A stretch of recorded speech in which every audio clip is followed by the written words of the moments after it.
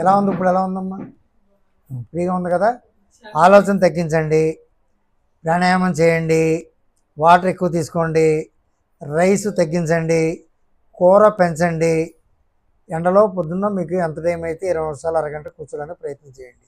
అది ఈ డ్రెస్తో కాదు, కొంచెం డ్రెస్సు అంటే శరీరం పట్టాలి కదమ్మా, అబ్జర్వ్ చేసుకోవాలి కదా. ఆ డి విటమిన్ ఉంటే మిగతా అన్నీ కూడా సాలిడ్ బాడీ తీసుకుంటుంది. డి విటమిన్ లేకపోతే తీసుకోదు. కొళాయి ఇప్పకుండా మనం ట్యాంక్ నిండా నీళ్ళు ఉన్నాయంటే ఎలాగా?